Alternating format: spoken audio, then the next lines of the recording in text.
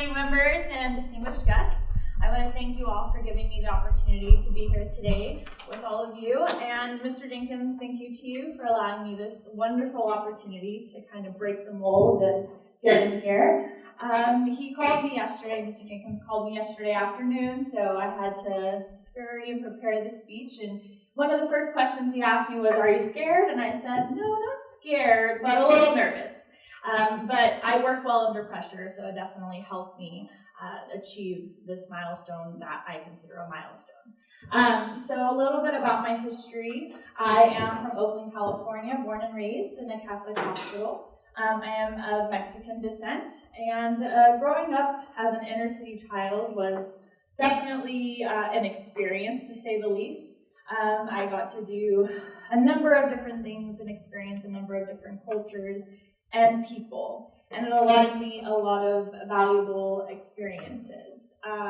During that time, my parents separated when I was 4, and my mother remarried to my stepfather, and I was able to move into a home with a loving blended family. It allowed me a different type of experience because we lived with, what would I say, my step-grandfather.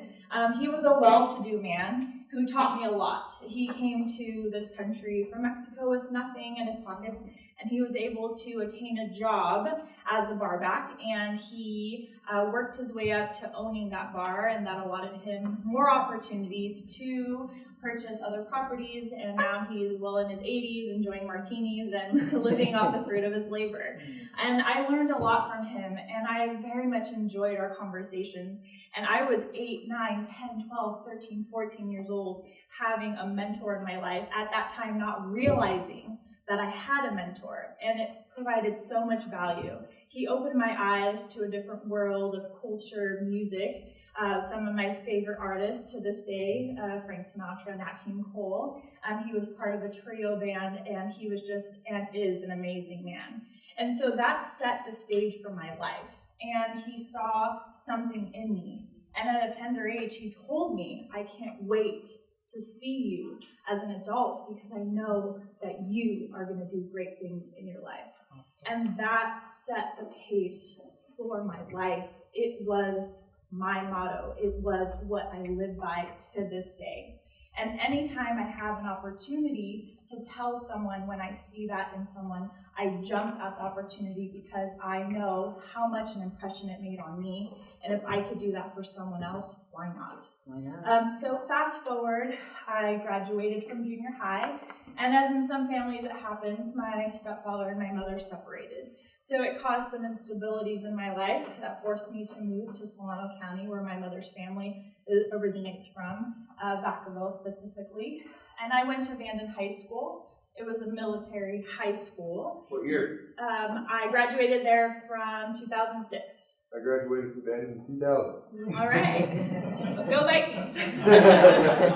And so even going to that school, it was amazing because I was able to meet kids who traveled the world and saw things that I had not yet to see. And so it inspired me even more. And fast forward, graduating 2006 in high school, I then pursued college. And as most 18-year-olds, I had no idea what I was going to do. I wanted to pick a major. I just knew I wanted to make money and make a lot of it. But how, I had no idea. And so going to college, I got tired of Solano County because they kept running in circles and adding classes, and I felt like I was getting nowhere. So at that point, I decided to enroll in University of Phoenix. At this time, I was working in the banking industry as a teller, and I decided to pursue this avenue because it allotted me the time to work full-time and also go to school full-time. And with my college experience, I loved it because it gave me the opportunity to present every 5 weeks, work in groups as you would in the real world. So it was definitely a great experience. So at the tender age of 23, I graduated with my degree in business management here in Sacramento. I purchased my first home that same year, and I was working in the bank as a business specialist. And according to most people, I had achieved everything that I should have as an adult, and I should have been thrilled. But I found myself a little distraught because I had achieved everything my parents wanted me to achieve and that society said I needed to achieve to feel complete, but I did not feel that way. So I found myself sitting at my desk at my job, as I did many times, and I was just in complete disarray and on the verge of tears and thinking to myself, I have achieved everything, but I'm not happy. It doesn't fill me. What's missing? And as I'm literally trying to fight back the tears, a woman walks into my office, and I'm helping her with her transaction and her accounts, and we get to talking small talk, as you do with most of your customers at a bank. And she said, tell me a little bit about yourself. And usually my go-to was, I have a degree, I bought my house, I'm working here. And it usually impressed most people because I was so young and they didn't expect to hear that from me. And I was quite frank with her. I said, even though I have all these things, I'm not happy. And she says, it takes a lot of courage to tell it to a stranger. And I said, yes, but I just felt like I should. And I did. And so she pulls out of her purse this 10-disc series and she hands it to me and she says, here, I'm going to give this to you. I want you to listen to it. And I said, no. First thing, I was like, I don't want anything to do with the pyramid scheme, which is exactly what I thought it was. And she's like, no. I'm not going to charge you for it. I just want you to take this home, listen to it, and give me a call and we can talk about it. And I said, I was a little skeptical, but I said, okay. So I take the disc series home. The title of the disc series was Your Wish is Your Command. It was a 10-disc series. And I put it in my CD player and I listened to it. And it talked all about the law of attraction and the power of the mind and like attracts like, and how everything from the people we surround ourselves with to the things that we listen to, the things that we consume in our bodies, our everyday routines and activities, and how all these things motivate and basically determine the quality of our life. And I had never been exposed to this ever in my life, and it completely changed my world upside down. And I literally did an overhaul of my life. I had to retrain myself, 23 years of what I called stinking thinking, and develop new habits, new disciplines to help propel me into the direction, into the quality of life that I knew I deserved. And so I started implementing small steps on a daily basis with meditation, no more fast food, cutting out cable TV, reading, exercising, walking, and surrounding myself with like-minded people. And at that time, I didn't have the money to afford a mentor, so YouTube was my go-to. I would listen to podcasts from various different speakers. Tony Robbins, my all-time favorite, my new favorite, Les Brown. And I just totally immersed myself in this culture of learning and reshaping my life. And this propelled me to do a number of activities that I loved. It pushed me into pageantry, which my last reigning title was Miss Solano County 2015, which was a lovely experience because that propelled me into serving my community. And I didn't know all the activities that I could potentially be involved in until I was involved as Miss Solano County. That then propelled me to serve my community as a mentor. I served as a mentor for Big Brothers Big Sisters for 2 years with my little, and she was amazing. And as much as I thought I was going to teach her, she taught me so much more about it's okay to relax, and sometimes it's okay to be a kid again. And that was a wonderful experience. I got involved on a television TV show as a presenter. I got involved in acting, singing, and I allowed myself to explore and to know what it was that I enjoyed and what it was that not so much. So I was at a point in my life where I was doing all these different activities, and it led me to my current role as a loan officer for Wells Fargo Home Mortgage.